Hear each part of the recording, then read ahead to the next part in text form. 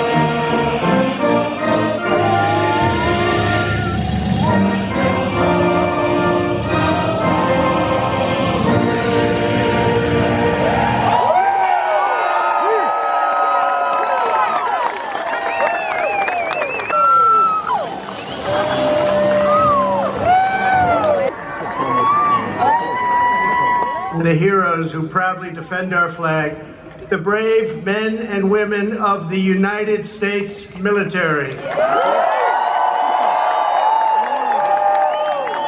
pleased to have with us Vice President Mike Pence and his wonderful wife, Karen.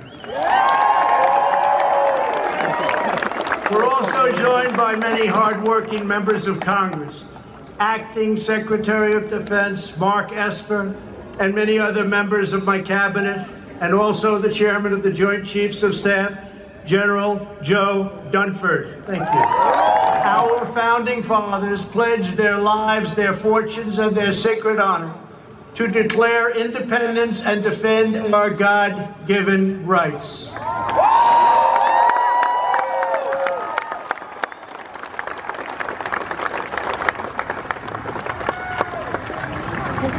Thomas Jefferson wrote the words that forever changed the course of humanity. We hold these truths to be self-evident, that all men are created equal, that they are endowed by their Creator with certain unalienable rights, that among these are life, liberty, and the pursuit of happiness.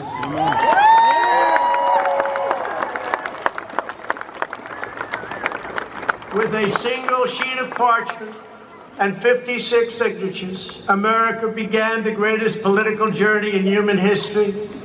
But on that day, the patriots who would determine the ultimate success of the struggle were 100 miles away in New York.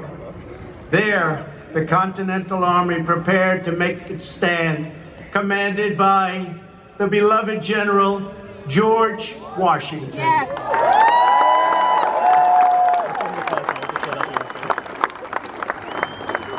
Our nation is stronger today than it ever was before. It is its strongest now.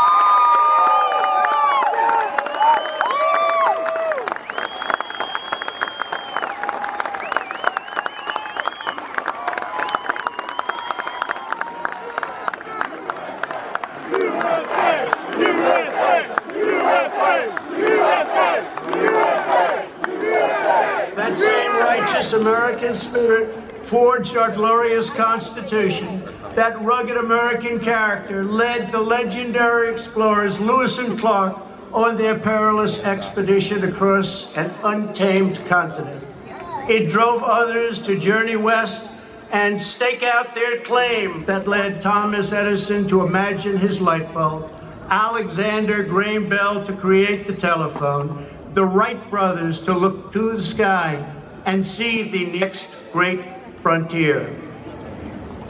For Americans, nothing is impossible. That's right. Yeah.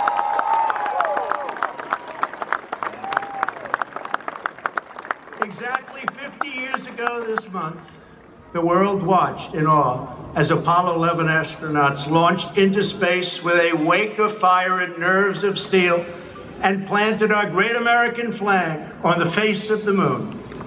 Half a century later, we are thrilled to have here tonight the famed NASA flight director who led mission control during that historic endeavor, the renowned Gene Kranz.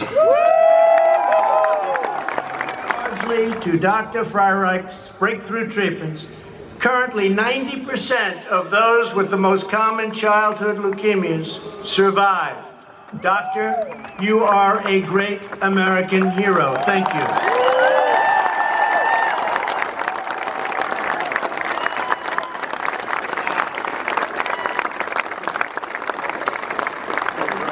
Women of law enforcement. On this July 4th, we pay special tribute to the military service members who laid down their lives for our nation. We are deeply moved to be in the presence this evening of Gold Star families whose loved ones made the supreme sacrifice. Thank you.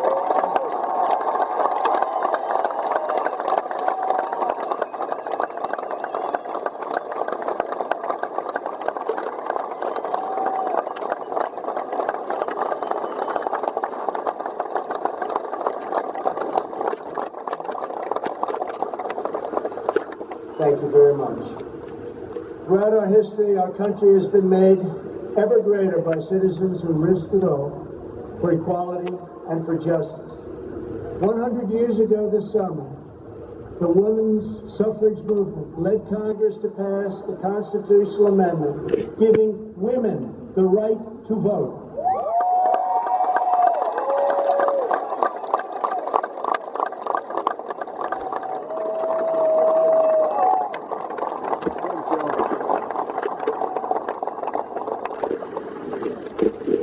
In August of 1790, by request of George Washington and Alexander Hamilton, Congress established a fleet of 10 swift vessels to defend our shores. These revenue cutters would fight pirates, stop smugglers, and safeguard our borders. They are the ancestors of our faithful Coast Guard.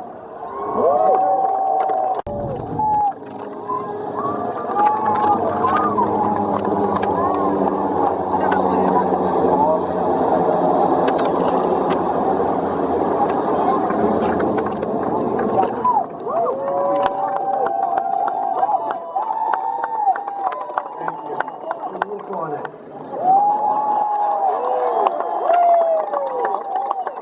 So we crushed them all from the air. 177 Liberator bombers flew dangerously low through broad daylight without fighter protection to cripple the Nazi war machine at Ploiesti. More than 300 airmen gave their lives to destroy the enemy oil refineries, and 5 pilots were awarded the Congressional Medal of Honor for their actions in that scene. And one magnificent B-2 stealth bomb from Whiteman Air Force Base in Missouri.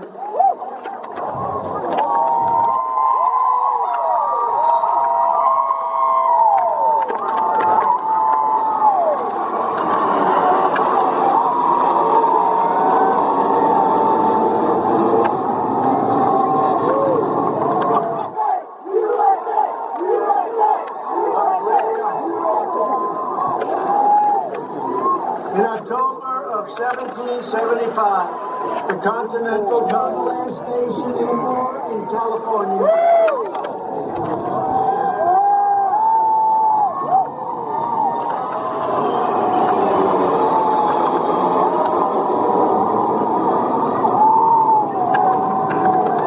on the black sands of Iwo Jima.